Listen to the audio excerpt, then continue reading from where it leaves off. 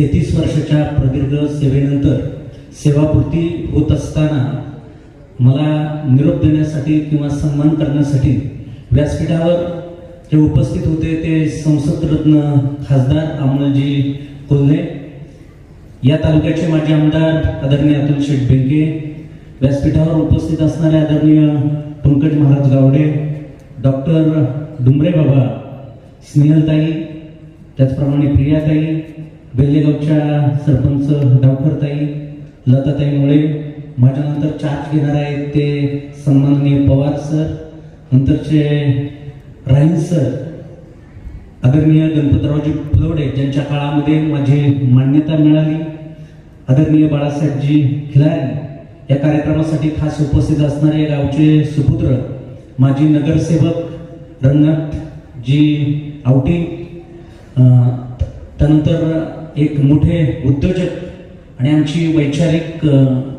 देवाणघेवाण कायम होते ते आसिफभाई महालदार, त्याचप्रमाणे आदरणीय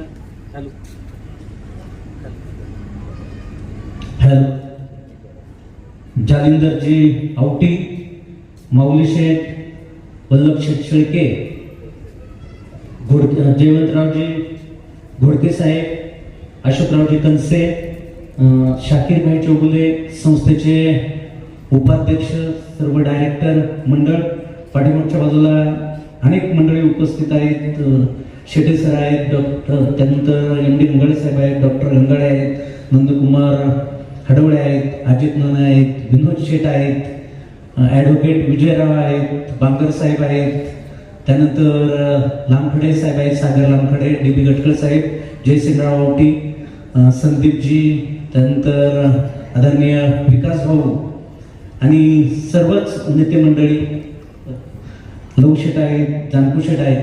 मित्रांनो, अनेक ठिकाणी वेगळे वेगळे व्याख्यानं देत असताना किंवा भाषणं गाजवत असताना माझ्यामध्ये खरं तर बोलण्याचं कुठल्याही प्रकारे त्राणच राहिलेलं नाही, कारण हा दिवस जोपर्यंत जवळ येत होता त्या प्रत्येक वेळेला शाळा, शाळेतील विद्यार्थी, शाळेतील सुधारणा हे सोडून माझ्या मनामध्ये कधी काही आलंच नाही, येतही नव्हतं. माझी पत्नी सुलभा, ती देखील जिल्हा परिषदेमध्ये काम करते.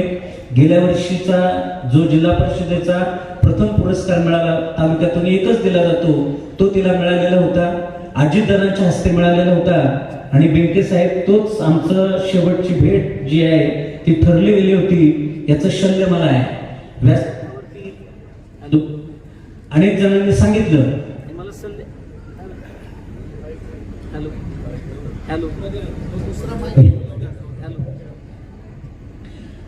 अनेक जण माझ्याशी चर्चा करतात आणि वेगळे वेगळे सल्ले मला दिले जातात. कोण सांगतं की सर तुमचं अध्यात्मावर कमांड आहे, पंकज महाराज तुम्ही प्रवचन करा.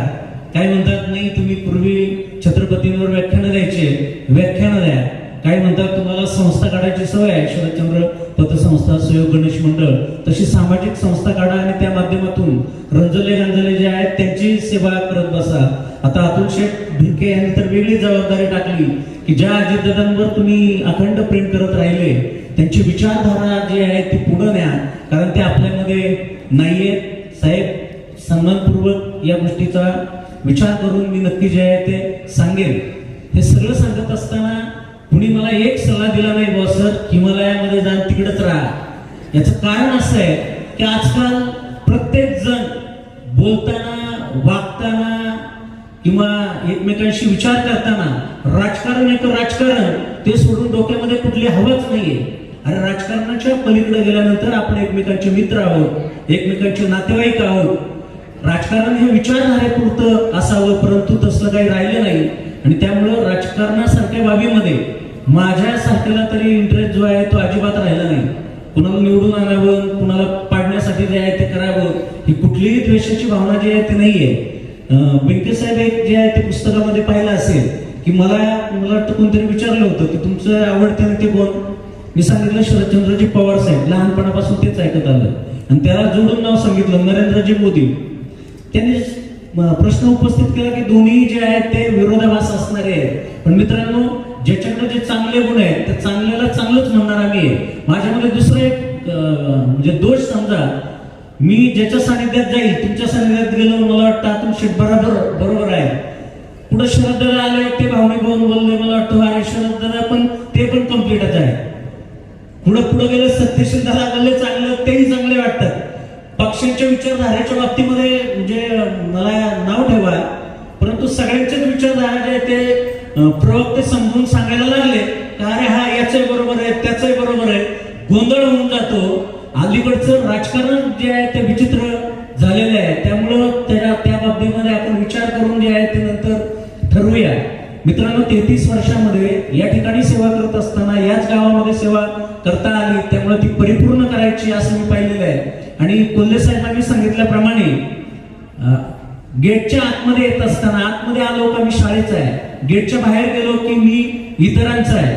संपर्क राहू नये म्हणून एक आश्चर्य असं की मी माझा मोबाईल जो आहे तो कायम सायलेंट असायचा. आणि ती सवय बाहेर लागली, इतकी बोलणी झाली तर घरच्यांची तर खूप खाली, कारण तो फोनच उचलला जात नसायचा. माझी रिंगटोन सुद्धा कोणी ऐकलेली नाहीये, आणि का कोणाच ठाऊक अलीकडे तर आपोआपच ती गायब होते. मग नंतर मी तो फोन करत असायचा. याचं कारण असं की बाहेरून इथं आतमध्ये आल्यानंतर कुठल्याही प्रकारची चर्चा किंवा व्यत्यय जो आहे तो आला नाही पाहिजे. विद्यार्थ्यांबरोबर चांगले संबंध, शिक्षकांना समजून घेण्याचा प्रयत्न. मुख्याध्यापक पद खरोखर विचित्र आहे. एकीकडे संस्था सांगते असं वागा, दुसरीकडे शिक्षकांना वागतं नाही.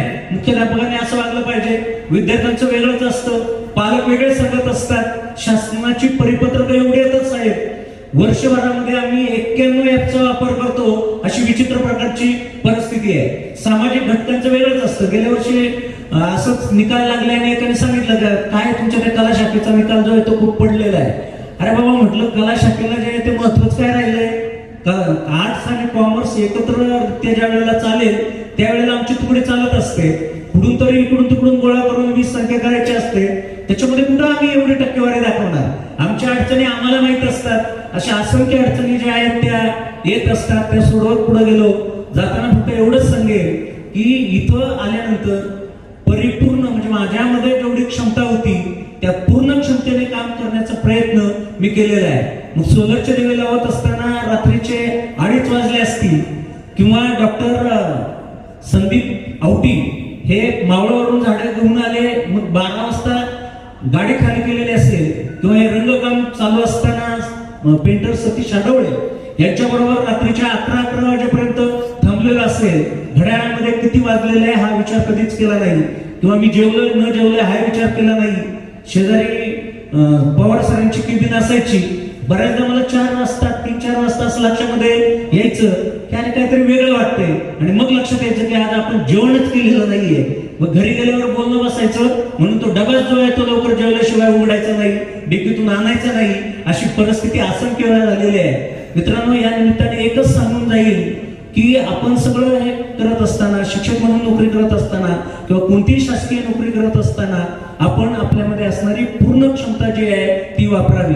सार्वजनिक जीवनामध्ये काम करत असताना मला अनेक बाबी ज्या आहेत त्या आठवतात की उपसरपंच म्हणून मी ज्या दिवशी त्या ठिकाणी उपसरपंच झालो, दुसऱ्या दिवशी शाळेमध्ये होतो. एमडी साहेब किंवा सगळं संचालक मंडळ साक्षीला आहे. मी अध्यक्ष जे आहे ते झालो 12 वाजता झालो ना, सत्कार संपला ना की लगेच दुपारच्या वेळेला जे आहे ते शाळेमध्ये रुजू झालेलं आहे. 3 वेळेला उपाध्यक्ष झालो तेव्हाही आणि अध्यक्ष झालो तेव्हाही. एकदा सरपंच जे आहे ते होत माझ्याकडे 9 सीटं, पुढच्याकडे जे आहे ते 7 सीटं. बिंदास होणार आहे असं काही धरलेलं होतं. आमच्याकडे एक बहादर पुढे गेला आणि त्यांचे 7चे 8 झाले, आमचे 9 होते त्याचे 8 झाले, समान झाले आणि चिठ्ठीवर माझा नंबर लागला नाही. मग सगळेजण विचार करत होतो, बाहेर आल्यावरती रडारड गोंधळ सगळं. माझ्याकडे काहीच शिल्लक नव्हतं. म्हटलं त्याच्यामध्ये काय विशेष आहे? माझ्या नशिबात नव्हतं, नसेल झालेलं. जिल्हा परिषदेच्या निवडणुका चालू होत्या, प्रचार करण्यासाठी आम्हाला आठवतं आम्ही पठारावरती गेलेलो होतो. संध्याकाळी मी घरी आलो, जेवायला सुलभाने वाढलं, तिला वाटलं मी काही जेवणारच नाही जास्त. मग नंतर त्यांनी सांगितलं, मला वाटलं आज काय तुम्ही जेवणार नाही. म्हटलं त्याच्यामध्ये काय विशेष आहे? नाही मिळालं तर नाही मिळालं, वर गेल्यानंतर काय विचारणार नाही, तू सरपंच नाही झाला का, मग जा परत खाली. असं काही तशी पद्धत नाहीये. झालं तर झालं, नाही झालं तर नाही झालं. अंगावरचे कपडे बदलतो तशी पदं जी आहेत ती बदलता आली पाहिजेत. दुसरं एक, सार्वजनिक जीवनामध्ये वावरत असताना मी गल्लत होऊन नाही दिली. आज जबाबदारीने सांगतो की माझ्या एकंदरीत साहेब 200 रजा शिल्लक आहेत आणि मुख्याध्यापक पदावरती आम्ही काम करत असताना सुट्टीमध्ये येतो, त्या 90 रजा शिल्लक आहेत. 290 रजा शिल्लक ठेवून मी इथून सेवानिवृत्त होत आहे. हे सगळं करत असताना पहिलं कर्तव्य महत्वाचं, ही भावना जी आहे ती ठेवलेली आहे. आमच्या शाळेमधले सगळे शिक्षक मी जसं सांगतोय तशाच पद्धतीचे आहेत, त्यांच्याही अनेक रजा शिल्लक आहे. मला वाटतं माझा रेकॉर्ड ब्रेक कदाचित पवार सरच करतील पुढच्या 3 वर्षानंतर. तुमच्या विभाग लक्षामध्ये ही एकंदरीत स्टाफ चांगला आहे, विद्यार्थी चांगले आहे, संस्था चांगली आहे, या ठिकाणी सेवा करण्याची संधी मिळाली, मी माझं परमभाग्य समजतो. आणि जास्त काही न बोलता मी याच ठिकाणी माझ्या भाषणाला पूर्णविराम देतो. धन्यवाद.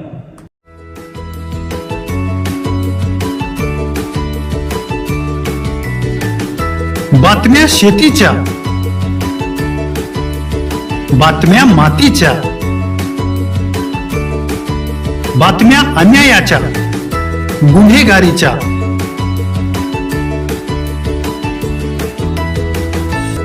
राजकारणाच्या आणि समाजकारणाच्या,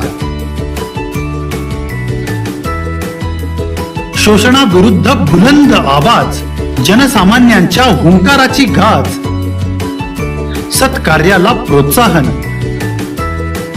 दुष्कृत्याला अनुशासन, निर्भीड, निस्पृह, सडेतोड, बेधडक आणि रोखटोक म्हणजेच विघ्नहर टाइम्स. शोध बातमीचा, ध्यास सत्याचा. आपलं चॅनल, आपली बातमी. सबस्क्राईब तर कराच, पण बेल आयकॉनवर क्लिक करायलाही विसरू नका.